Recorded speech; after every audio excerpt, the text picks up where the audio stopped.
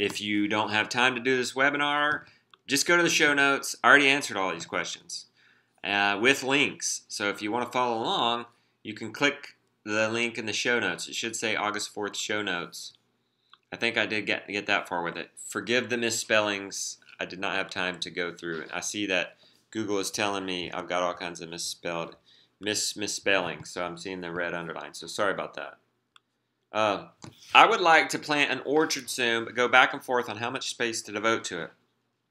I think I'm overthinking it. Is there a rule of thumb to apply in this situation where a family of 6 on 5 acres in Kentucky? You know, we always wondered about how much should we do, and then we finally began to think in terms of, well, how much do we eat?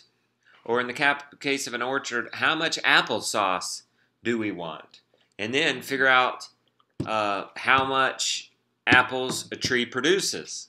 And then knock off 25-50% for failure or whatever. But let me give you a simple example. With the sea monsters, Cornish cross, if you eat 1 chicken a week, or that's your goal, to eat 1 chicken a week, well, then you need to have 52 chickens. So maybe grow 70. 70 because you're going to fail, because there's going to be some failures, because you might want to trade some for people helping you butcher or whatever. So think backwards. Think about or think forward. What is your goal and what you want to consume? And then plant accordingly. Plant maybe 25% extra because of chidlers and mishaps and various whatnots. So, you know, we got a shipment of Cornish cross and all 100 were dead. But sometimes 5 are dead. So you don't, if you need 100 chickens, you can't just order 100 Cornish cross. You're going to have to do 2 batches.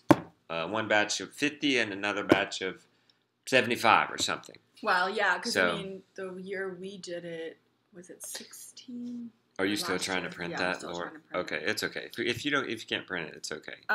So do you want to add anything to that before going on? I'm just going to try to. Well, I think they're concerned too, like that they're afraid that they only have 5 acres. But I was the one who answered this question. It was kind of like, well, Paul Gauchi, when we visited him back to Eden, he had produce growing underneath his fruit trees.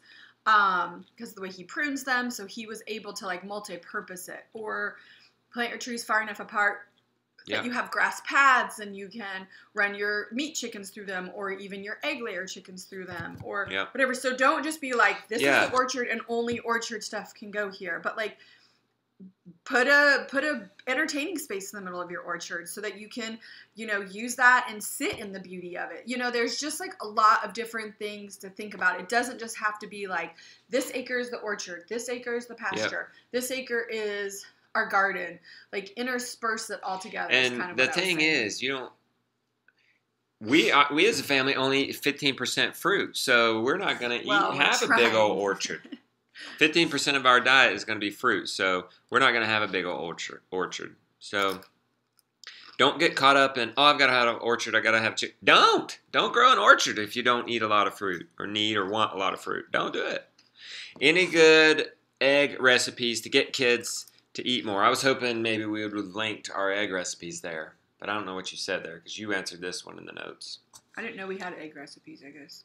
We had egg recipes. Remember, we wrote an article on about permaculture. I know, I totally forgot about that. Do you want to look that up while I go on, or do you want to answer and I'll go look up? Well, this is what I said. Adding cheese always makes them better, and then kind of like just doing them a different variety of ways and kind of like letting them decide like, okay, I really like the scrambled, or I really like over easy, or I like over hard, or whatever. And they're just kind of going through it. Like my kids love hard-boiled eggs, like love them. They would eat probably 20 eggs if I cooked them between the 4 of them, of just hard-boiled eggs. I don't love hard-boiled eggs like that. So I think that it's just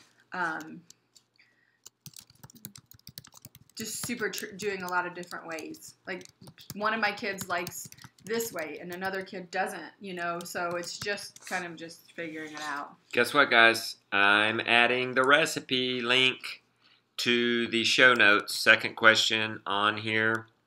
And guys, I would stay with you guys. I'll stay with you as long as I can. Our babysitter, grandma, is probably going to bring the kids back at 9, so we'll try to get as close to that as we can, and for y'all's sake, but we'll go as long as we can, as long as the kids allow, and we'll give you this time. You deserve it. We have great we look forward to this. I know. Look forward we to were this. so We're bummed that excited. it was taking so long to get But next time it Go shouldn't. print it. Next time, I don't know. I don't know what we're going to do because I felt like I got lucky even figuring out how to get this online. So sorry if it feels a little rushed, but I updated a link to recipes we use for chicken and eggs, some of them.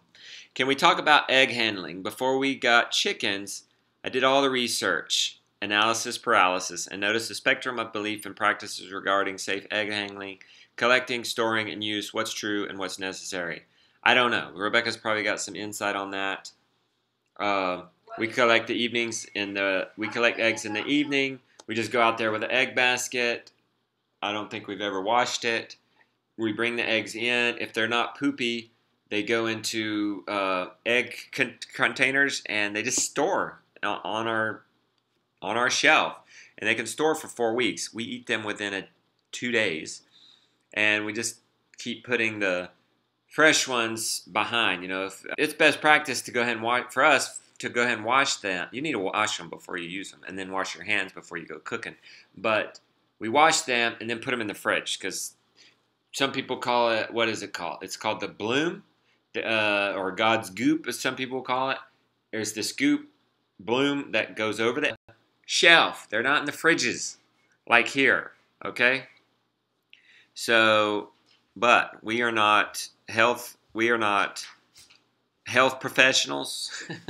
That's just what we do, and that's what we've seen from our experience. So let's go. Now we can pull up the live, Rebecca. Yeah, with keeping chickens. Yeah, and I'll go ahead and answer the fourth question. You kind of keep up with the live chat. We got the printout here, guys. It's so fun hanging out with you. Rebecca's now going to look at the live chat while I go down the list.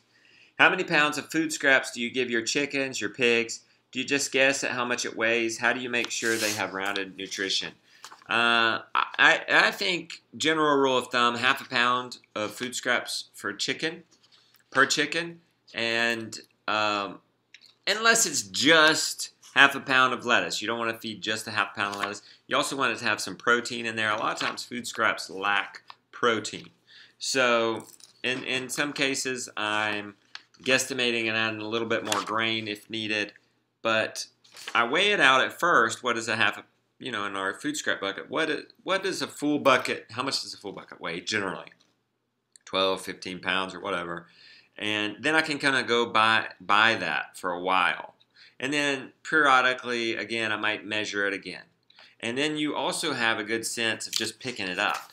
And I was never afraid to feed the chickens too much food scraps because what they didn't eat would because I always have my chickens on compost or a garden area, what I don't eat goes to the soil. For pigs, guys, I'm only 2 years into pigs, and for both the guinea hogs and these guys I'm feeding in the pig port, I feed them almost 100% scraps. And general rule of thumb is 1 pound of food for commercial grains, 1 pound a day per pig. And by the way, all this is in the show notes too, so you don't have to be scrambling taking notes. 1 pound of food per day per month it's been alive. So a 6-month-old pig would take 6 pounds of feed. I found that pigs would eat more than twice that if you let them. So I up that to 1 more pound. So if my pigs out in the forest are 7 months old, oh, and Heather's in here. Yes, she is. Everybody welcome Heather. She's watching out for us. She's our assistant. She helps make this possible. She sets these webinars up beforehand. She called when it was like 20 minutes in. Somehow she knew we weren't. She checks on us. She checks on us. Oh, thank you, Heather. We appreciate you, Heather. So everybody thank Heather, because a lot of times people wonder, how do we get so much done? Well, one is we have a wonderful virtual assistant that helps us with the business aspect of this. We go way back with Heather. But anyway, thanks, Heather, for jumping on here with us.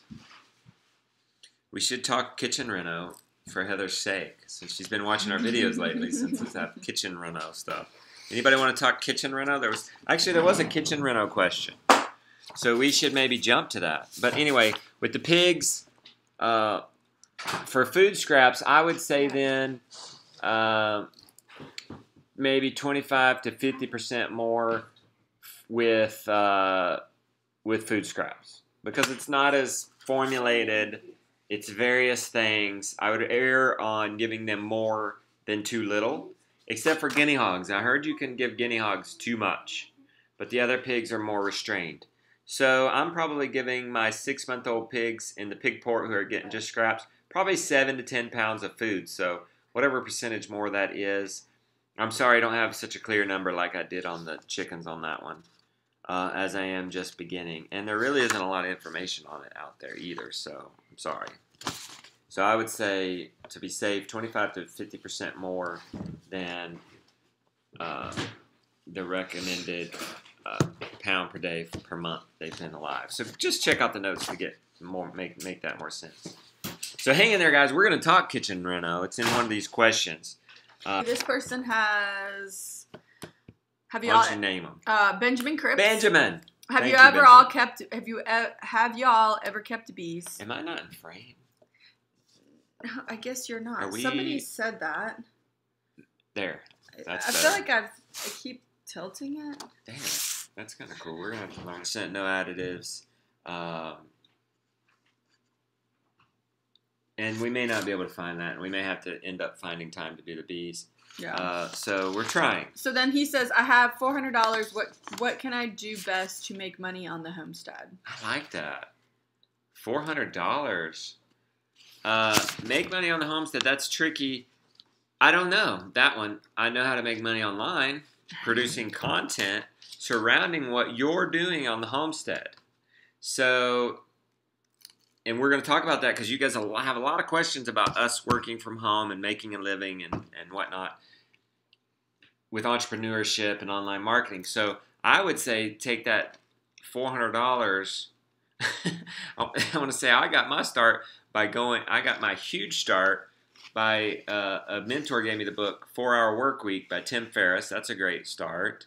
And then I listened to Smart Passive Income with Pat Flynn. That's free on the podcast. So far, it might be $14 for Tim Ferriss's book, 4-Hour Workweek. And then the book Launch, guys, I went and got at the library. It's by Jeff Walker. It talks about how to begin building an audience online and then how to sell to an audience online. Okay, so that book, guys, I literally went to the library and rented that book. You got to remember, 3-4 years ago, we were totally broke. We were on food assistance, maxed out our credit cards, totally broke, going all in on Permaculture Chickens Kickstarter. Guys, to launch Permaculture Chickens Kickstarter, I seriously went to the library, got a book on how to do a Kickstarter, looked up 2 articles online from Mr. Google Pants, kind of blended them, 30 days going into that Kickstarter, pretty much worked full-time on it, all or nothing, living on credit cards, and then launched that and did $35,000 in 30 days. Had 7 people in my audience. You guys probably already have more than 7 people in your audience just with your Facebook, right? Daniel, I'm getting to your. Daniel had a great question. I think it was you, Daniel. He's saying he loves book. I got some more book recommendations for this entrepreneurial thing. So one of the best ways we found to make money on the homestead is creating content, whether it's educational and or entertaining, surrounding what you're doing. We don't sell a single farm product, but we have a great living doing what we're doing, and we're helping a lot of people. Okay, Jason Duncan, I think that those books are... So take your $400. I want to say get an online course. What? You paid $400 for our do-it-yourself video guy, how to do Adobe Premiere, which is our editing software. I think it was like $300. That was the most we spent early on. Like I'm telling you, I got these books at the library. Like the book launched our career, with Permaculture Chickens, and we turned it in. And what were those books? I mean, making a great wage. I know I mentioned them earlier. Oh, you did? I do mention them in a different question. Because somebody was wanting them. Guys, I link them in a different. You can go ahead. I speak of all. Go find them in the show notes and tell them which question it's under. Okay, I'll just. Because what I'm going to do when we get to that question is say I already talked about this. Okay. So I'm serious. That's how I launched the Kickstarter, guys. 7 people in my audience, $35,000 in 30 days. It's in the backstory, but you have to talk about your backstory. Okay, so it's under the backstory questions, the link to these books. There's another one. It's called Authority by and then I recommend a couple of podcasts. I consumed those business online podcasts, didn't I? You don't even have to spend $400 to get started. Y'all, let me tell you a little bit about this. This was like, we were so broke, we didn't like have like a device to like download the podcasts onto. So he would burn CDs. Yeah. To listen to them in the car. Yep. It was hilarious. And I would get so pumped up listening to them. And I can remember that was back in the Periscope days too, where you could do live Periscopes. I would listen to these business guys while I was doing dishes, guys. For a year and a half, I studied and consumed online marketing. It was one of the best things I ever did. That's why you guys know who we are. Okay. Yes. Bear's out. Will you please come get him in? He was out earlier. Okay, you go help him, and I will answer. Okay. Okay, so, by the way, that was for his 14-year-old son. So that's not going to work out. That whole spiel. The 14-year-old ain't gonna.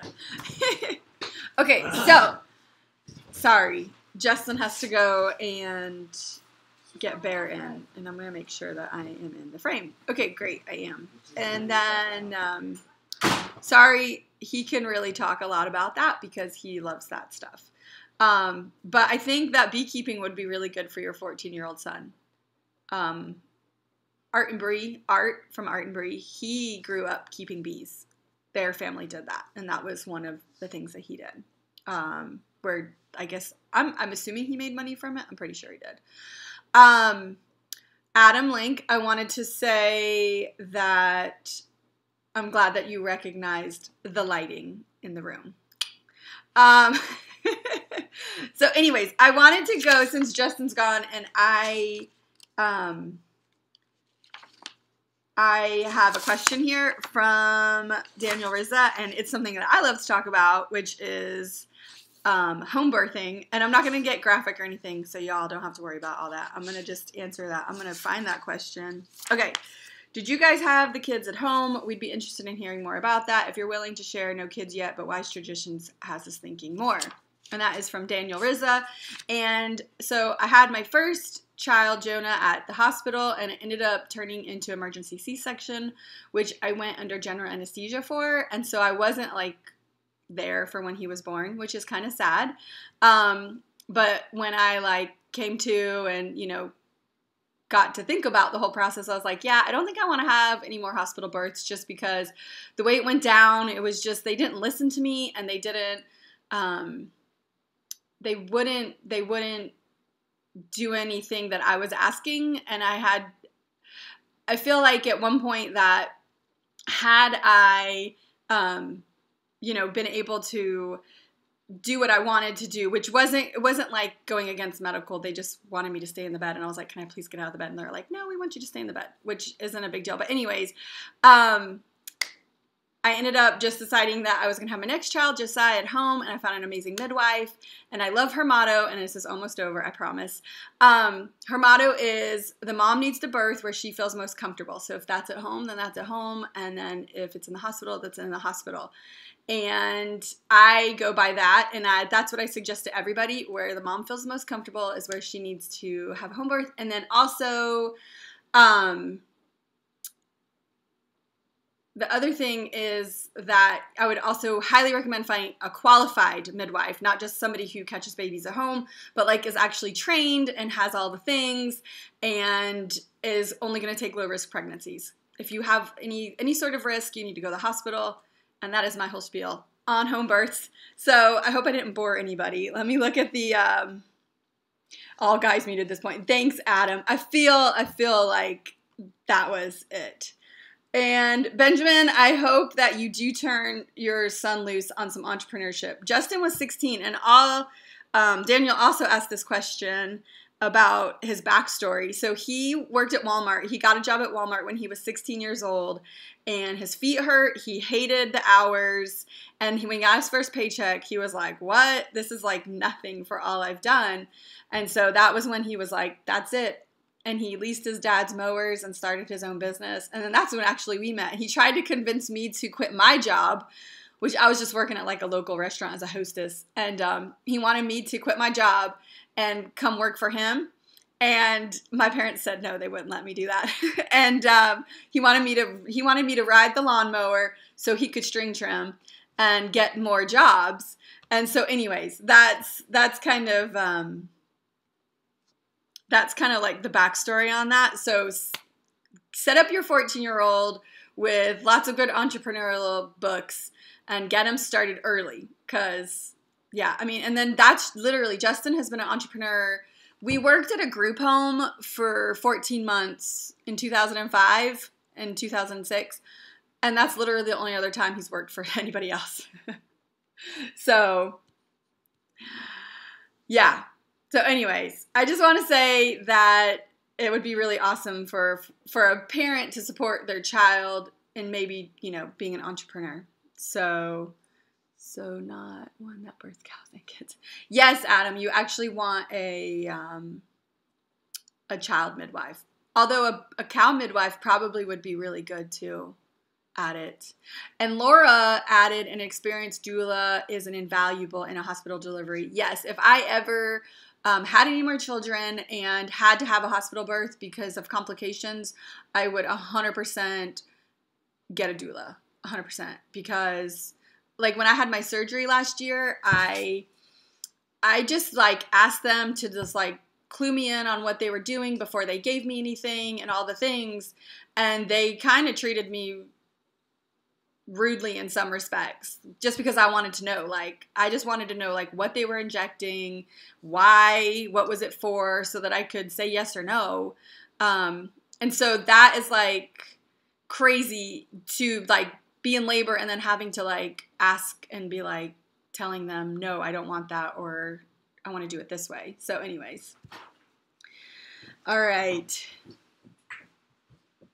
So a doula, Daniel, is a lady, generally a lady. I don't think there's any men doulas, but she comes in and she kind of is just, she doesn't advise you, but she knows what you want, and she knows like all the things that a doctor may recommend, and can then kind of be a stand in the gap between you and the doctor, and kind of help you be assertive with the doctor.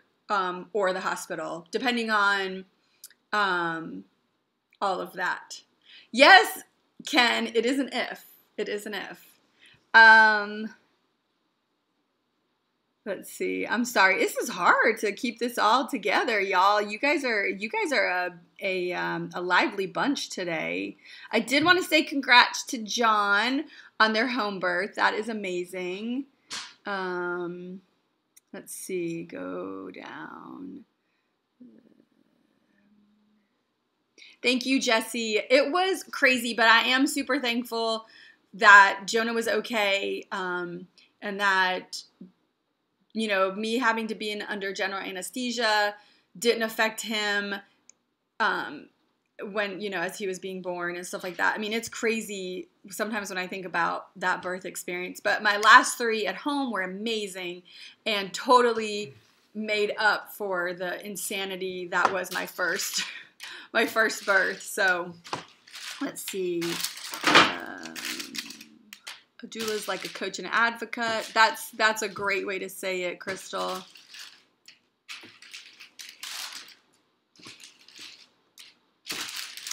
Another Rhodes baby would be so fun. We'll see if that happens.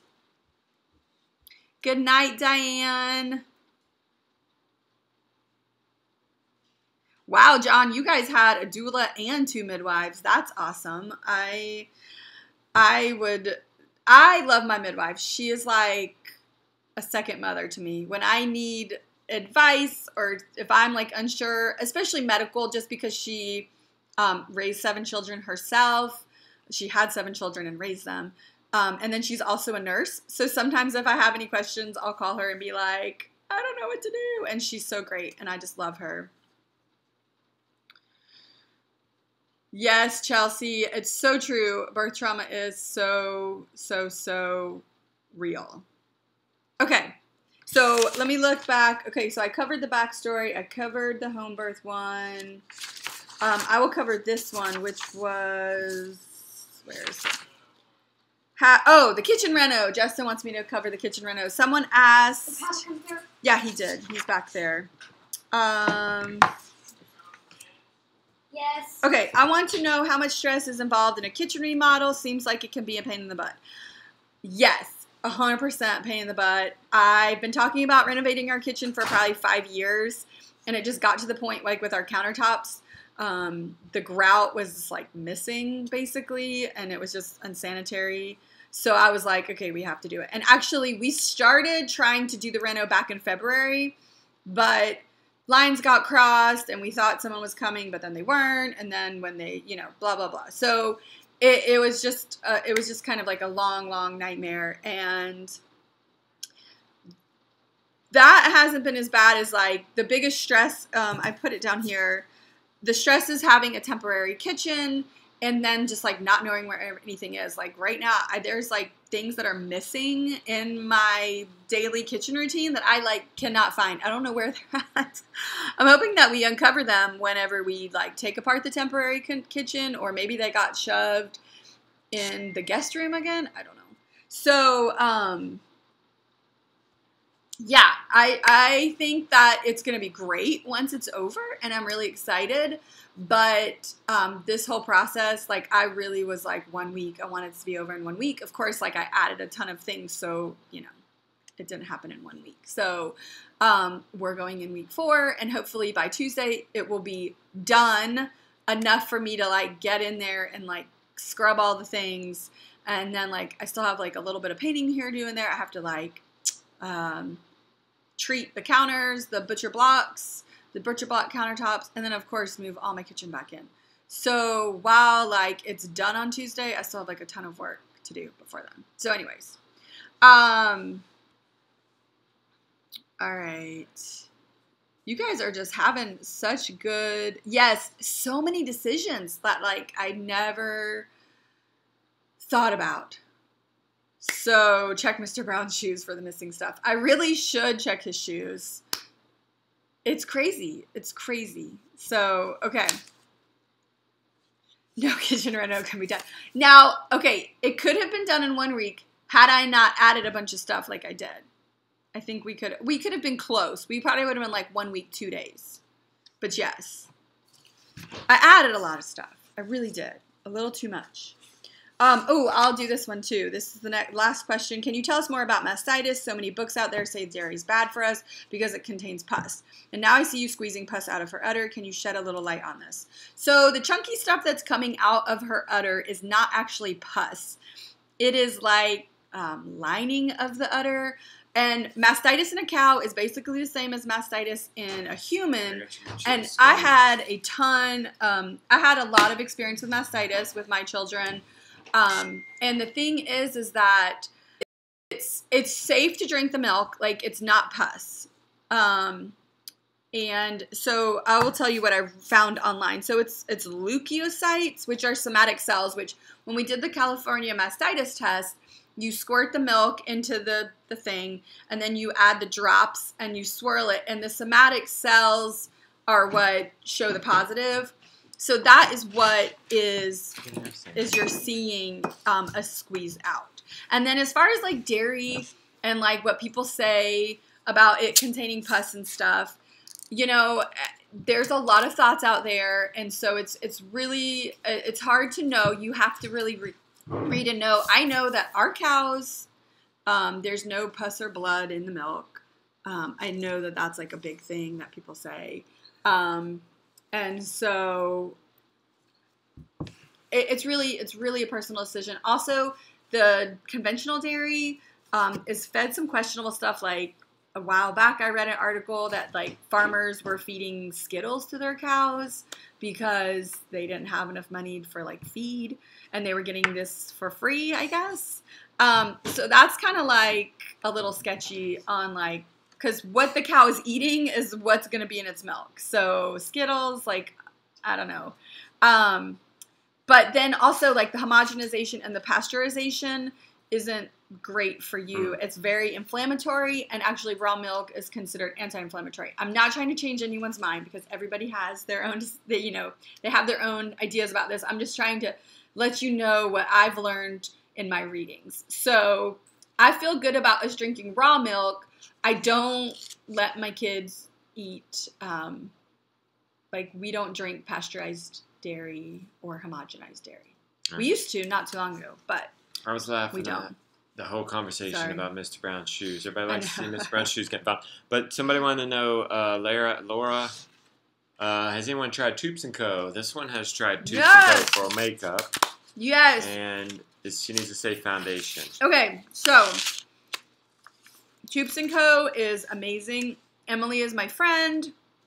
I don't just say that because she's my friend.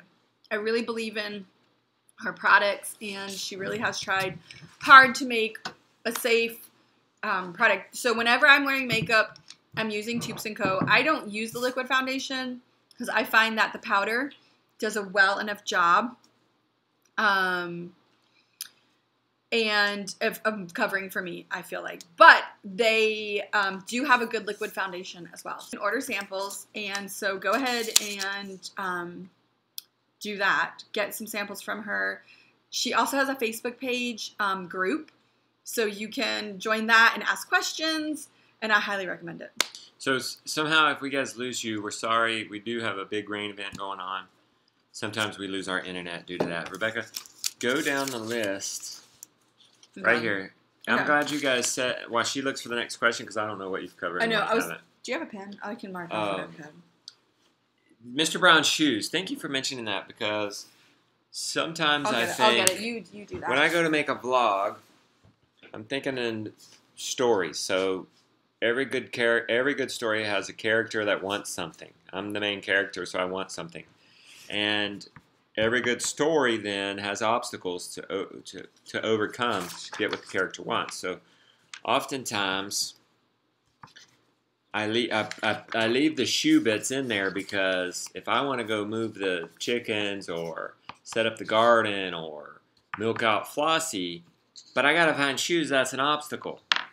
And I always wondered, should I leave that in there? I mean, what obstacles do I leave in there? There are a lot of obstacles you don't even see, not because we're hiding anything, but because we don't want to edit a 4-hour movie every day, right?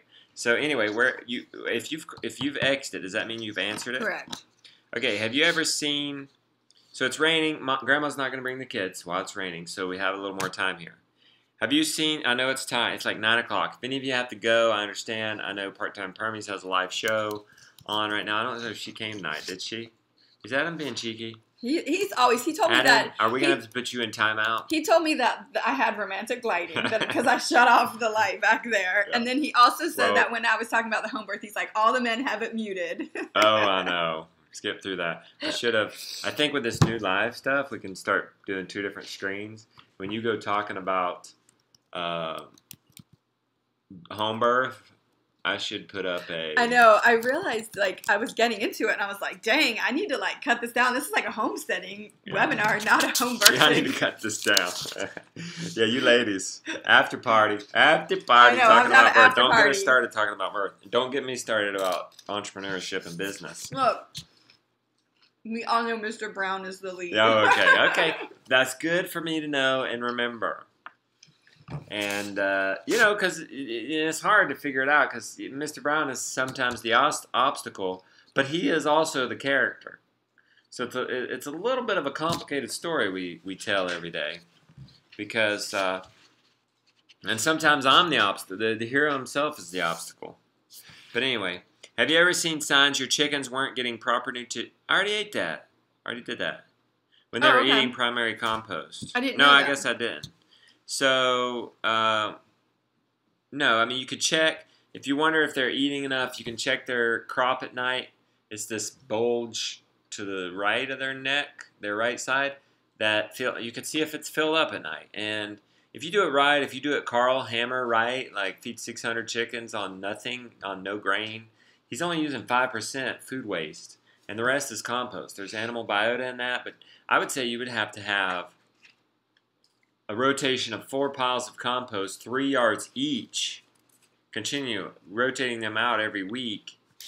You would have to have a lot to feed chickens, to get enough biota in that compost to feed your chickens. So probably 12 chickens on a on 4 compost piles, guys, at 3 cubic yards. That's a lot of turning of compost. I mean, you get it free, but you're also going to turn compost for 2 hours a week. So anyway, okay, Benjamin Cripps wants to know at what age would they have the bulge in their neck? It's like it's pretty quick. Early. Now I wouldn't. Maybe not on like a 2-day-old chick. Yeah, it might not be as noticeable, but for sure with a really 1 packing week. in. Yeah, but yeah, if you only have chicks, that might be. You need to be feeding your chicks all they can eat commercial grain till they're 5-6 months old. If you're a heritage breed, 6 laying egg chickens, they need to get all they can eat until they're eating a 1/3 pound a day or more. And then you can ration that, and then you can start experimenting with feeding them on compost or pasture or whatever. And one way you can do that, whether you're going to try to push them on compost or an old garden or whatever, or pasture, what you do is when we switched from GMO to organic, we freaked out because it was like 5 times as expensive. We didn't have any money. I said on their way home, we said, because we had picked up GMO feed, 1,000 pounds, and we were driving away, and we said we can't do it. I'm making a long story short. Yeah. And we took it back, and on the way home, we're like, what are we going to do for feed? And I said, well, let's instead of moving our chickens every week on pasture, let's move them every day. And then let's give them a ration of food, and then let's cut it back 10% every week until it affects egg production. And we got our chickens from eating a 1/3 pound a day of grain to, what was it, 1/10? I think it was like 1/10 of a pound because we were moving them every day. They had a big netting. Yeah. There was like 15 of them. So they got a lot of bugs and seeds from the grass and other various whatnots. So, we save money, but it took 15 minutes to move them. I got good. I got to where sometimes I could move them in 8 or 9 minutes if everything went well. How do you balance the urge for more production with the human draw to aesthetic beauty? I only have 1 acre, and it's hard to balance the drive to produce as much as possible with a desire for a restful space and relaxing beauty. Making rows are easy to care for, but winding paths are beautiful. Hold on 1 second. I don't feel like... I want to answer that right now? I want to answer that one plus these other 2 together. And then next one is, how do you rein in ideas to keep them from growing so large that they're overwhelming? And how do you handle the disappointment of realizing you just can't do it all that you want to do? So what I said, because I'm the one who answered those questions, which is it is like you probably just need a path now. And a winding path is more beautiful, but maybe you should just get a straight path, and then like eventually when you have time to make the winding beautiful path, make the winding beautiful path. Like, I think that everyone, like, you have to start somewhere. Rome wasn't built in a day, and the best thing to do is like make a list, like a priorities list. Like, top of our priority list was meat, like beef, chicken, lamb, pork at the top of our list. We wanted to have like those main sources, and then like further, then like gardens also high priority, and then other things that are on our list that we're hopefully going to get to in the next year, like bees. One day I want to tap maple trees, rabbits possibly. Like, there's just so many. He looks at me. He's like, no. These are all from Chelsea too, by the way. But okay. And we sort of know where Chelsea is coming from because she's just getting started. She's done a lot of research and is really into it and is really going to do well in this, but it's getting started. And it's probably coming into some of the reality of it. Well, yeah. If you go out to our garden, by our green, you saw it in the video, I think. Is it going to be up today? Or I don't know. There's weeds this high around our greenhouse. Yeah. The kids' garden beside the greenhouse, it's overtaking the fence that was protecting it from the guineas. Yeah. It's ugly, but it hasn't. The ugliness hasn't affected food production. We personally, I think it's a personal decision. Yeah. We personally have prioritized the production, and when weeds come in and they're gonna affect the production, then we're on it.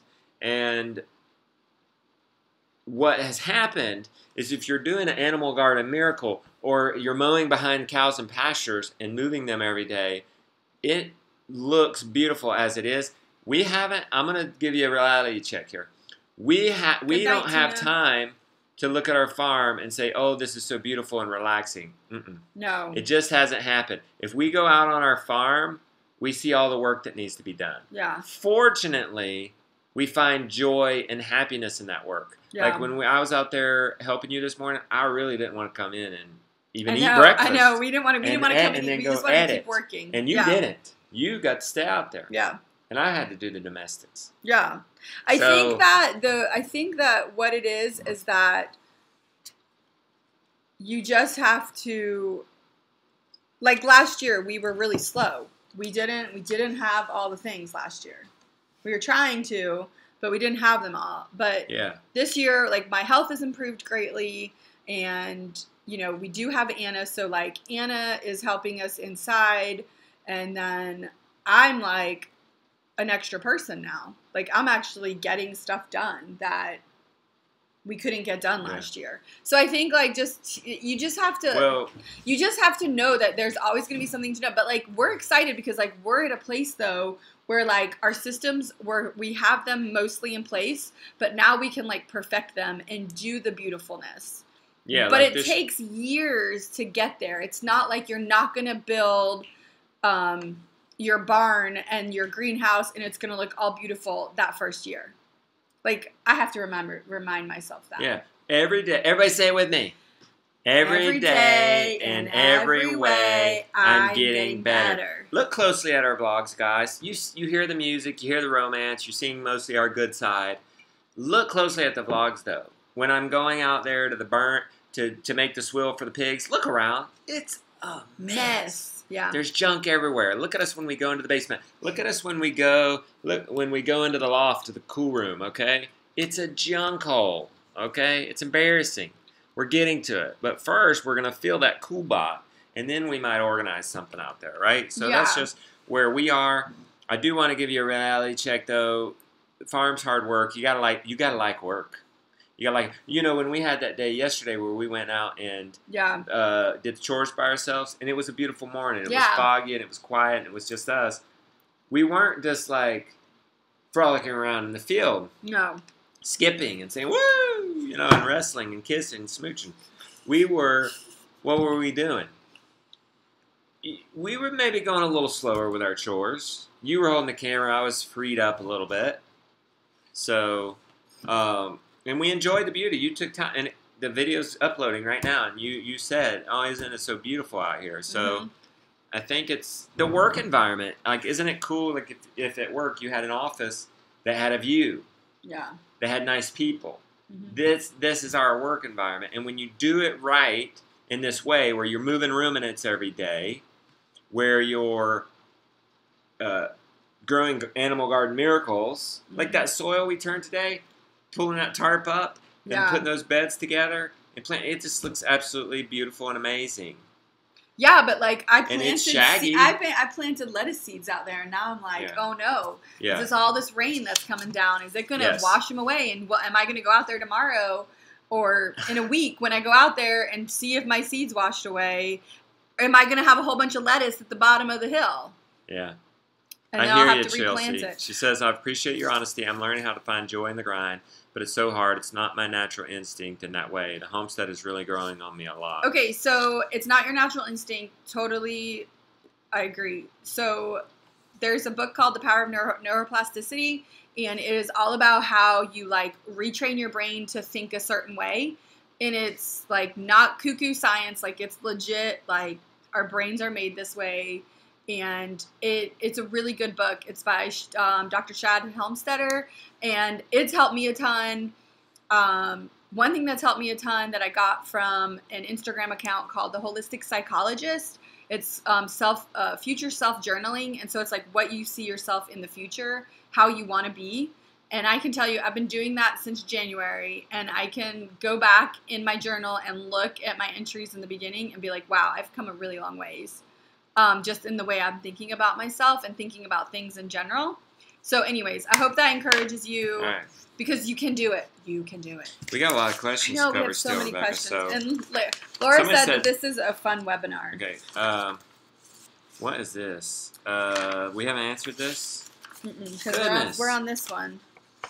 I think my milk's bipolar. Someday, my milking cow, we're going to have to fly through these, Rebecca. I know. She milks like a dream, and other days she's angered at the world. Typical lady. This is Adam, of course. Should I be consistent with more time in milking? Don't take days off, even though we calf share. Thanks, Adam. So it may just be her personality, but you could try. Certainly don't take more than 1 day off in a row with a cow, and because then she gets out of habit. But 1 day usually doesn't hurt it, and usually make that the same. Yeah, why don't you just start answering people's chats in the chat, and I'll do the live questions here. And you could certainly try it and see what happens. Just 1 day a week, the same day a week. And then if that doesn't help, you can certainly try every day a week. It wasn't that, we didn't do that for a long time, and now we do, and it's really not that hard. Like Saturday is our typical rest day, and now I'll just make some bulletproof coffee. So I find another way to make it special or fun, and we don't set on any projects on a Saturday. So anyway, I took too long to answer that, didn't I? All right. I would like to know how happy you are to have changed so many lives. Not just this year, but people so on. Because showing passion and excitement like you guys do show, follows your bliss, is contagious, even though it has nothing to do with farming. Good point. And I think we're all born to make an impact now, but not just now and us seeing that impact, but we want to naturally make an impact that outlives us. So we naturally actually want to create and produce things that are going to outlive us. And we have found that, and we've had some entrepreneurial questions here. And what we're really doing is just hitting publish. We're just documenting our lives. We're teaching what we know, and we're just showing our lives in an entertaining way. So it's very satisfying. It's very satisfying. And they'll say if you aren't working on your dream, you're working on somebody else's dream. So it's one great thing about being an entrepreneur is we get to work on our dream every day. And you're happier working 8 hours a week on your own dream as an entrepreneur than 40 hours a week on somebody else's dream. That's what we found. In a recent video, you mentioned injuries and illness that you've experienced this past year. Also, Rebecca has been battling illness. I imagine the only way that the family stays together and gets work done is that they must get help from the children, family, friends, and hired help. Given the realities of farming and life in general, how can you possibly earn enough to pay for others to do what you are unable to do sometimes? I'm not asking about to be intrusive. It's simply a personal concern because I fulfill a function in my life as I'm single. Some days after working 10 or 12 hours a day, taking care of animals, prepping meals, house cleaning, home maintenance, I'm exhausted and I don't even have a garden to maintain. I just don't see how you do it all. So I want to say, well, I'm not you and you're not me. So try not to compare your life to mine. Try not to think that you should have everything we have because we're all in different stages. I think you need to look and make sure I'm in frame here. Okay. So it was, like I said, it was 3 years ago. We were broke, food assistance, maxing out credit cards. One way we are able to do this. Okay. So one way we are able to hire people is we hire people. So somebody say, how could you afford? Well, it was Christy. Was the first person that we really hired. The first person we hired to help us with the children when we were building the bus. How could you afford Christy? Well, actually, we couldn't afford Christy going into it, but we signed up. And you know how we afford Christy? Christy. Yeah. Christy freed us up to do what we do. Now, the key here is entrepreneurship for us and from our perspective, or simple math. If you have something you can do and say you can make $25 an hour doing it, then it makes sense all day long to hire somebody to mow your grass for $15 if it would have took you an hour. Instead of taking that hour to mow your grass, you could have taken that hour and make $30 and paid somebody to mow your grass for $15, and you've come out on top $15. That's a simple math. As an entrepreneur, the more value I add to the world, the more I get paid. So the more videos I make, the more member content, the more DVDs, the more Amazon Prime movies, the more whatever. So it makes sense, and it's because we hire things out like the wood, the cutting of the wood over there, the splitting wood. In the past, I've had to do it all, and you take Well- steps too. It wasn't just like, oh, all of a sudden we have somebody cutting the lawn and with somebody cutting the wood. Yeah. No, so for the first step was going into Christie, or the first well, step it was Heather. no, the first step was hiring trash service. Oh, We couldn't even afford the $22 a month for the trash service, so we took it in. It actually probably cost us more to take it it ourselves. did. It was ridiculous. So- I remember when I called and it was $22 a month, and I was like, why are we spending and it would take 4 hours so much time doing a this? week. But now I can create at least one. I can create one video, high quality video, in that 4 hours, and easily pay for the trash service plus some. Yeah. So as an entrepreneur, when I work, I get paid, and I can actually increase income by creating more, and that doesn't always happen in a standard job. Yeah. So it might be that you have to step out in entrepreneurship, or you might have to baby step out into it, Or get a side or hustle. even not. Or just have your regular job and have a she side says hustle. get a side hustle.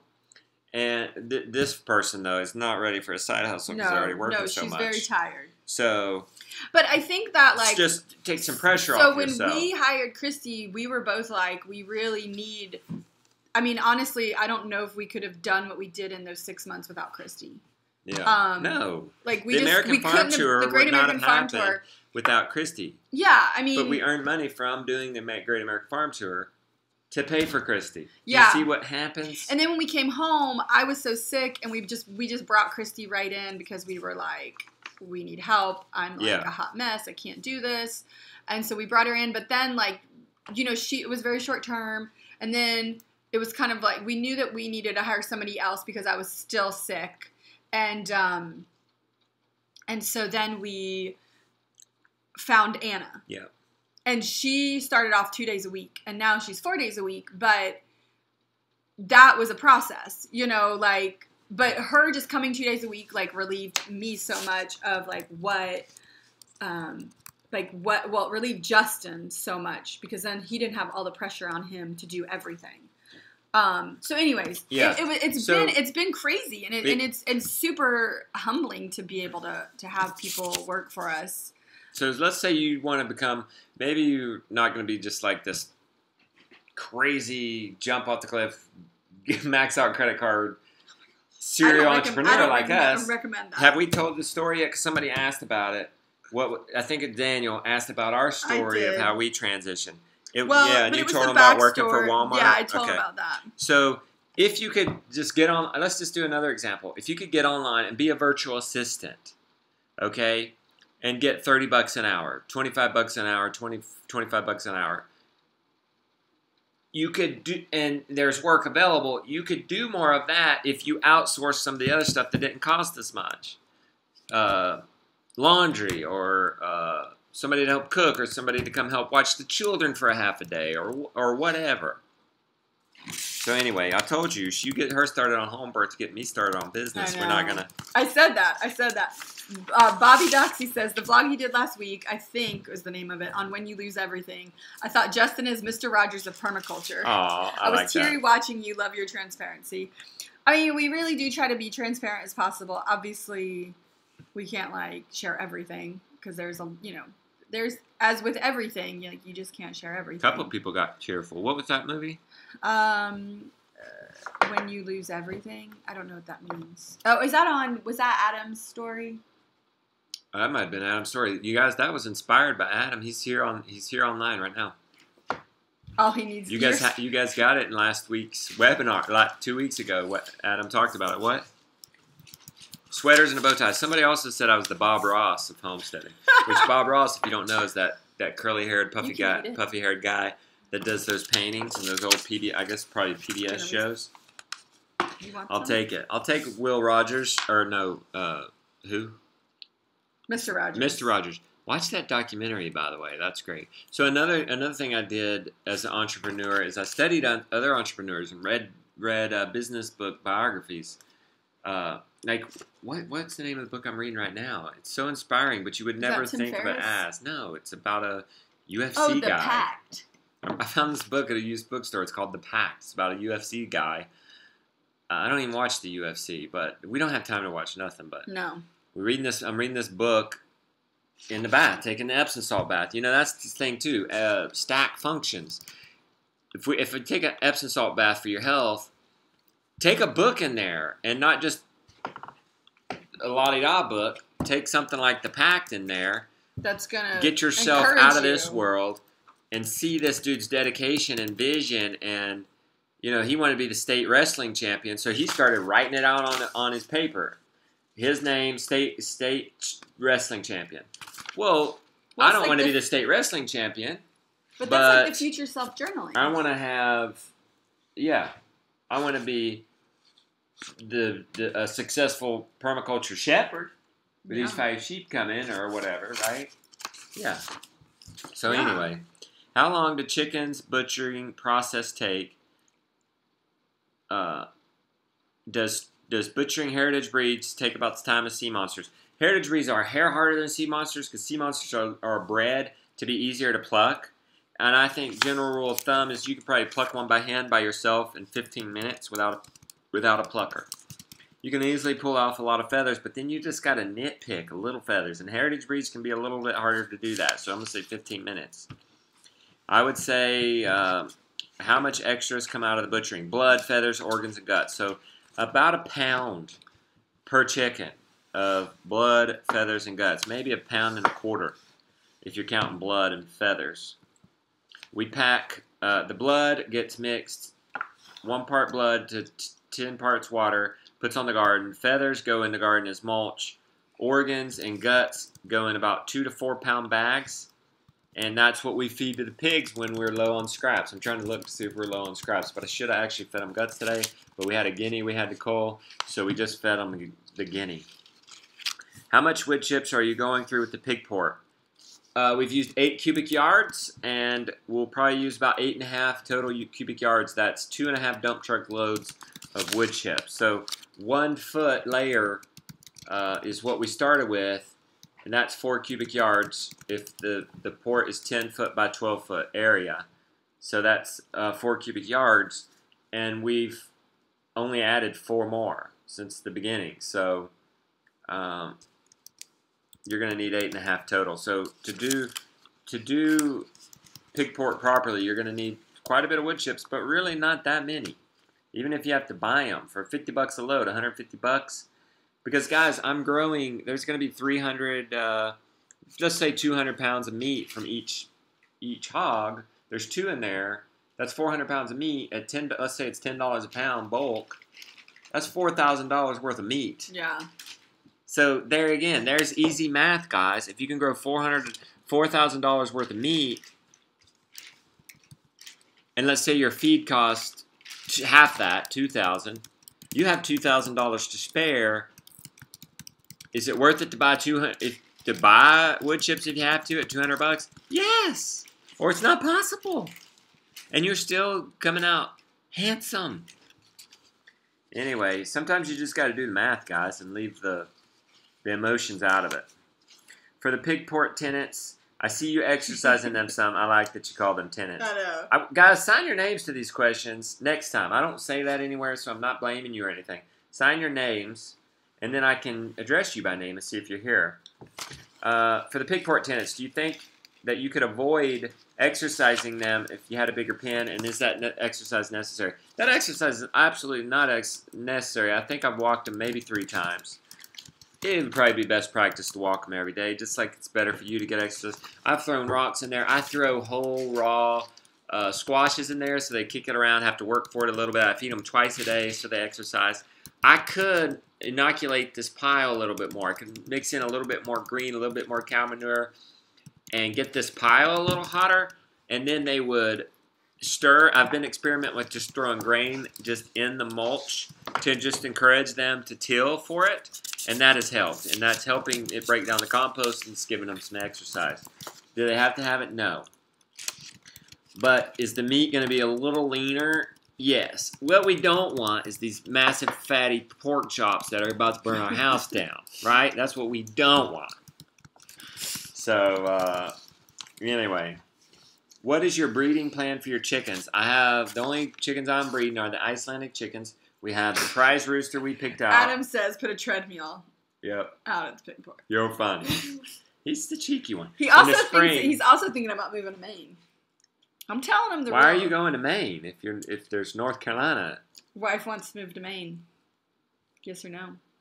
I told him it's really cold and dark. Well, it is be careful. If his wife wants to do it, he's got to do it. It's over. Don't ask us. If your wife wants to do it. Because if mom ain't happy, nobody's happy, buddy. It's the Garden of Peace here, bro.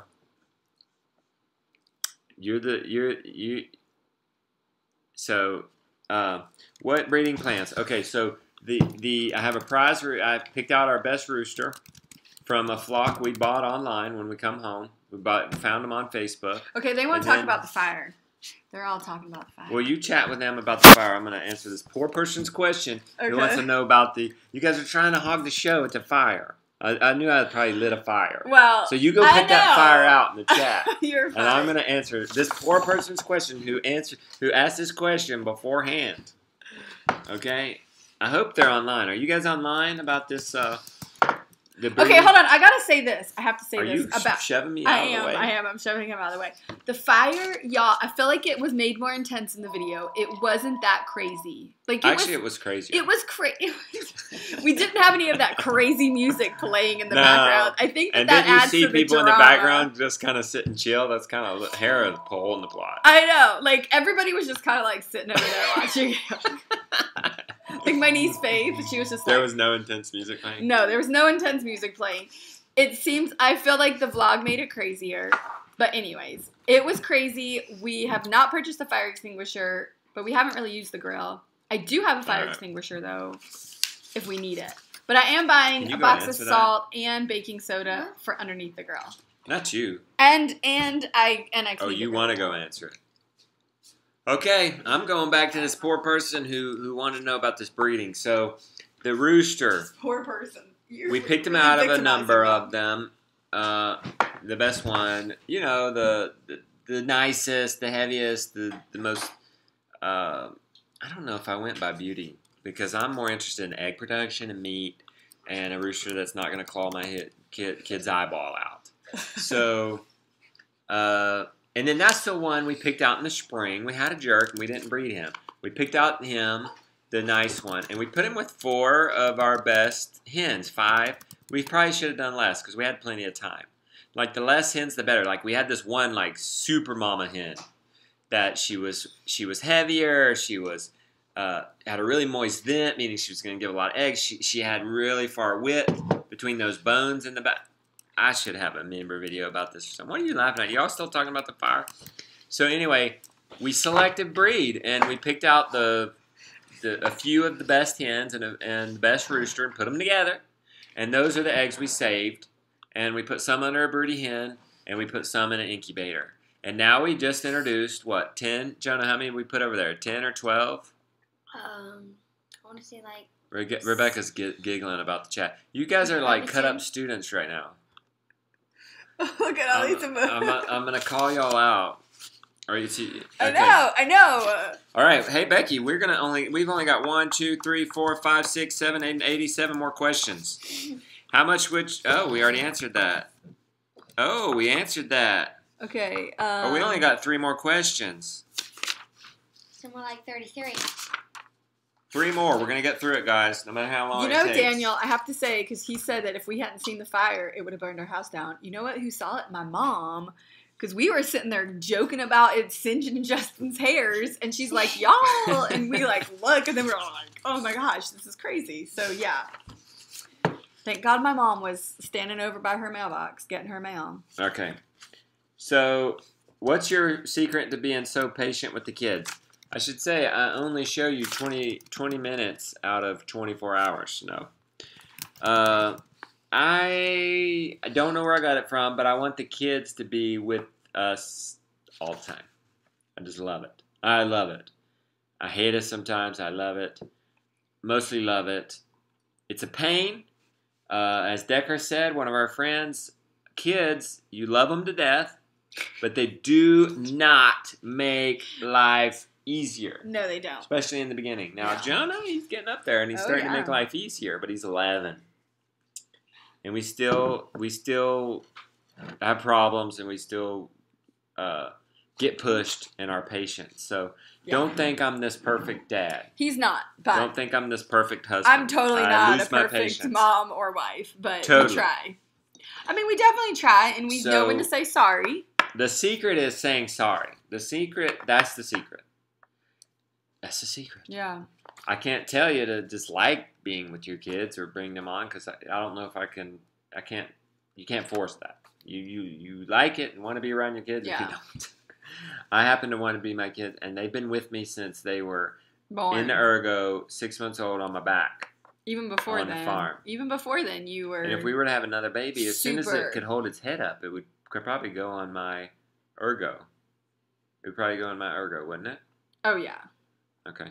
He's like, I don't know why. Like, we were not raised like this. Like, yeah. We both went to school. Yeah.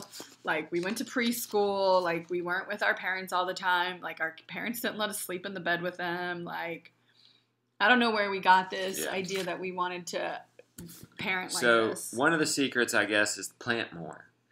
If you have kids, plant 25% more. And then don't get your panties in a wad if they step on a cucumber squash. It's a cucumber plant. I got upset. I'm looking at you. Oh, look at Laura. Laura says when you have another baby. All right.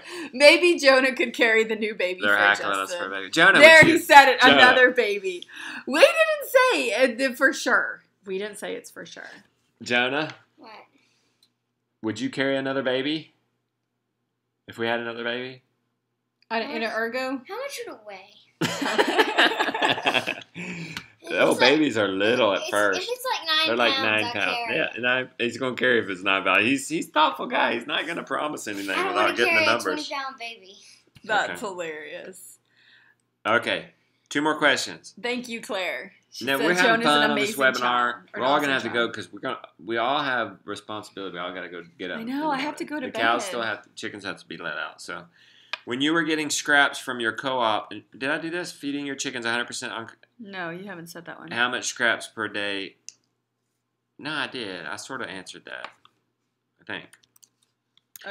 Okay, I'll read it again in case I didn't. Were you getting scraps from your co-op and feeding your chickens 100% on your compost corners? How much scraps were you giving a day? Was it mostly vegetables or mix of things? It was certainly at least a half a pound of food scraps a day for them. They were getting some, and I had 4 compost piles, 3 that they had access to all the time that were each 3 cubic yards apiece. 1 is in pallets, getting hot, and the other 3 are in 2, 3, and 4th week stage of development. So they're in various stages of activity.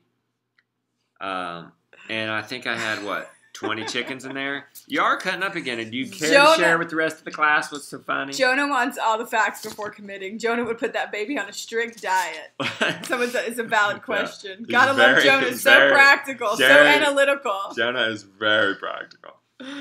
He'd be like, what can that baby do? Is that right? How can that baby help me? That's going to answer your question. Okay, you have this one last question. One last question, and we got to go. We're having a lot of fun, but we have to go. We have to be disciplined, guys. You want to know how we get so much work done on the farm? It's being disciplined. 1 hour 40 minutes. This is the only time we stay up this late. I know, we really hang out with y'all.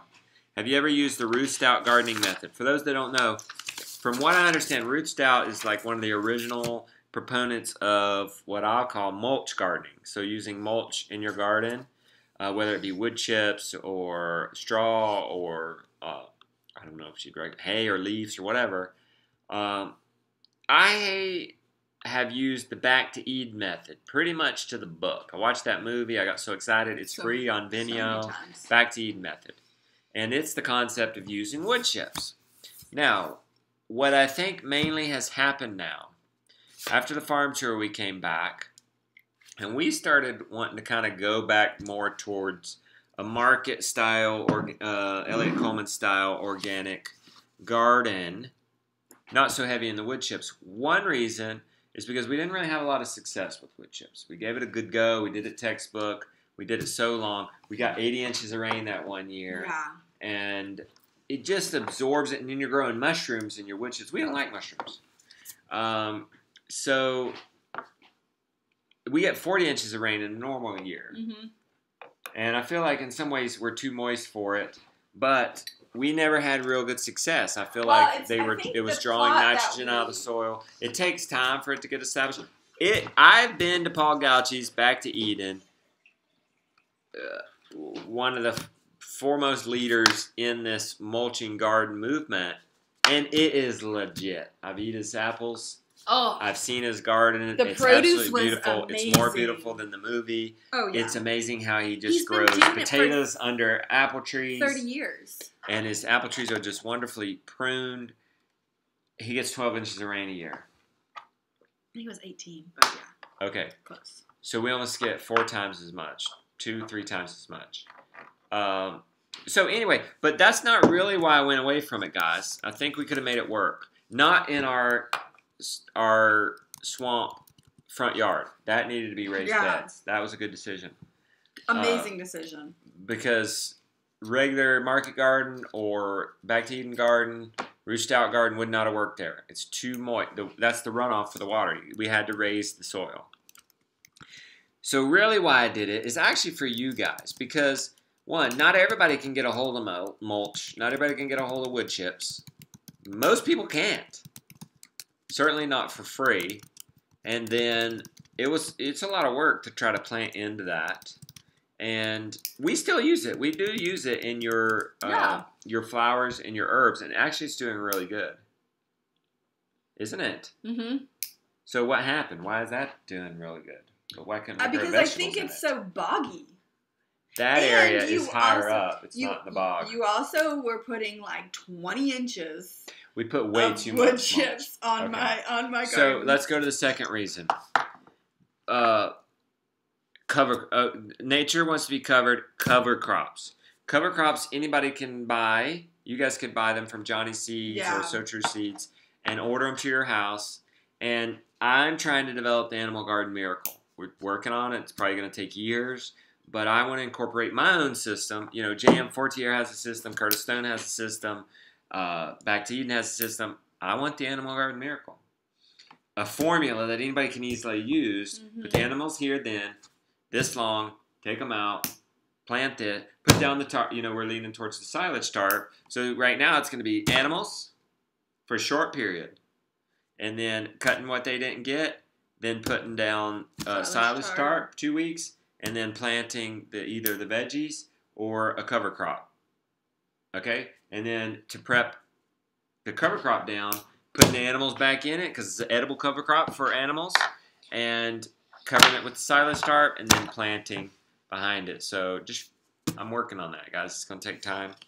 But it's going to be more attainable for anybody across the board because it's hard to get wood chips. And it's not necessarily sustainable because you're bringing in dump trucks and you're having to import when, in theory, you could grow cover crop, save seed, and not have to pay or bring in anything to cover your own bare earth. All right. My cow, one more question. This must be Adam, the way he said this. My cow hates being in the stanchion for more than... No, I guess he didn't. This is not cheeky. This is not Adam. My cow hates being in her stanchion for more than 20 minutes. Is this normal? Hate is a strong word. And I might not have experienced hate from my cows, but they do get antsy after 20 minutes. Because it feels good to them at first. They're full of milk. They're getting a relief. And then by the end of it, they're just like, what are you doing tugging down there? Get enough already. And they start getting antsy. That's when Flossie moves. That's when Flossie tries to step in the bucket. Or Aunt Phyllis would if she wasn't older. Aunt Flossie still got some spunk. And Phyllis is just scared of everything. Yeah. So, that is normal. So, hurry up. You gotta go hurry faster. Up and milk that cow.